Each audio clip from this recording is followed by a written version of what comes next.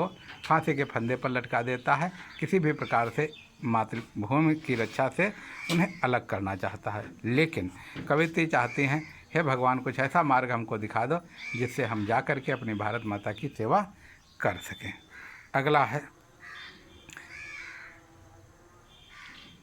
आहा वे जगमग जगमग जगी ज्योतियाँ दिख रही हैं वहाँ, वहाँ वो जगमग जगमग जगी ज्योतियाँ दिख रही हैं वहाँ, शीघ्रता करो वाद्य बज उठे भला मैं कैसे जाऊँ वहाँ, सुनाई पड़ता है कलगान मिला दूँ मैं भी अपनी तान, शीघ्रता करो मुझे ले चल मातृ मंदिर में है भगवान। अब वो कहते हैं कि मंदिर में जिस प्रकार से घंटियाँ बजने लगती हैं, वाद्य यंत्र बजने लगते हैं, ढोल नगाड़े बजने लगते हैं जब माता की आरती होती है, ठीक उसी प्रकार से भारत में आज यही चल रहा है। चारों तरफ भारत माता की पूजा के लिए अनेकों भारत माता के बेटे रणबांकुड़े निकल पड़े। चारों तरफ से स्वतंत्रता संग्राम चल रहा है। नर्म दल हो चाहे गर्म दल हो, सभी का एक ही लक्ष्य है कि हम अपने देश को आज़ाद कराएं, और इसके लिए वो निरंतर तत्पर हैं। और अपने को समर्पित करने के लिए कवित्री भी भगवान से प्रार्थना करती है कि हमको भी है भगवान वहाँ तक पहुँचा दो जिससे हम वहाँ जा कर के अपना सर्वस्व न्यौछावर कर सकें। वहाँ पर जैसे कलगान कहते हैं कि वहाँ आरती का मीठा गान चल रहा है, तो उसमें मैं भी अपनी तान मिला दूं, अर्थात वहाँ पर भारत माता की सेवा के लिए जो चल रहा है उसमें मैं भी एक अपनी आवाज़ मिला सकूं, यानी अपना भी हम सर्वोच्च बलिदान दे करके उसकी रक्षा में सहयोगी बन सकें, ऐसा वो कहना चाहती हैं। अगला है, चलूँ मैं चली जल्दी से बढ़ चलूँ देख लूँ माँ की प्यारी मूर्ति, आहा वह मीठी सी मुस्कान जगा जाती न्यारी स्फूर्ति।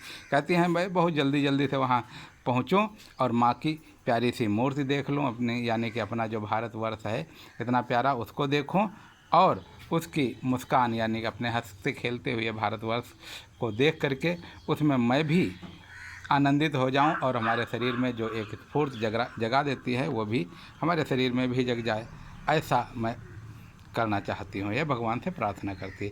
उसे भी आती हो दी याद, उसे हाँ आती होगी याद, नहीं तो करूँ रूठूँगी मैं आज सुनाऊँगी उसको फरियाद। कहते हैं उसको, भारत माता को, यानी कि उसको भी याद हमारी आती होगी और हमको भी उसे उसकी याद आती है, ज़रूर याद आती होगी।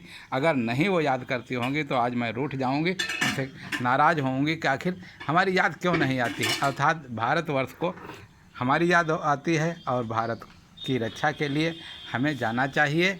अगर वो नहीं हमारी याद करता है, भारत माता हमारी याद नहीं करती, तो उनसे हम नाराज़ होंगे और भारत माता पर होने वाले अत्याचार को हम नहीं बर्दाश्त करेंगे।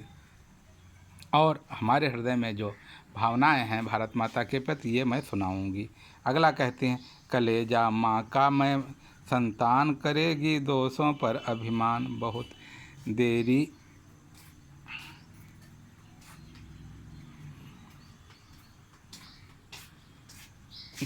करेगी दोषों पर अभिमान, मातृवेदी पर हुई चढ़ा दो है मुझको है भगवान। कहते हैं ये माँ का कलेजा है। माँ अपने संतान के प्रति बहुत ही उदार होती है। वो उसके गुण दोषों दोनों को समान ही मानती है। उसके द्वारा किए गए किसी भी दुष्कर कार्य को भी वो अच्छा ही मान करके उसको बहुत प्रसन्न होती है, बहुत आनंदित होती है।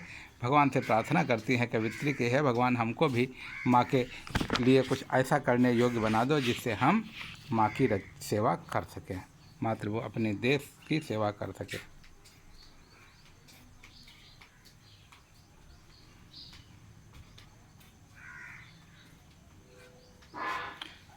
सुनूंगी माता की आवाज़, रहूंगी मरने को तैयार, कभी उस बेदी पर कभी भी उस बेदी पर देव न होने दूंगी अत्याचार। कवित्री कहती हैं कि माता की आवाज़ सुनेंगे और उनके लिए हम मरने के लिए तैयार रहेंगे। भारत माता पर होने वाले अत्याचारों को दूर करेंगे। भारत पर किसी भी प्रकार का अब कोई अत्याचार हम नहीं होने देंगे अपने जीवन में। इसी प्रकार से अगला कहती हैं,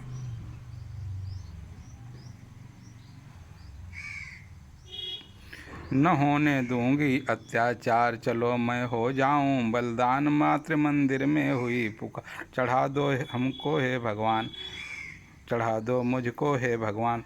कवित्री कहती हैं कि भारत माता पर जो अत्याचार भारत माता के बच्चों पर हो रहा है, माता पर हो रहा वो अत्याचार नहीं होने दूंगी। उसके लिए मैं बलिदान भले ही हो जाऊं, लेकिन अत्याचारों से भारत माता को मुक्त कराने का प्रयास करूंगी। मातृ मंदिर में पुकार हो रही है, बुला रही है भारत माता, हे भगवान हमको भी वहाँ पहुँचा दो और मैं भी अपनी भारत माता के लिए समर्पित हो जाऊं, भारत माता के लिए बलिदान हो जाऊं। इस प्रकार से कवित्री भारत माता के लिए अपना सर्वस्व न्यौछावर करने के लिए तैयार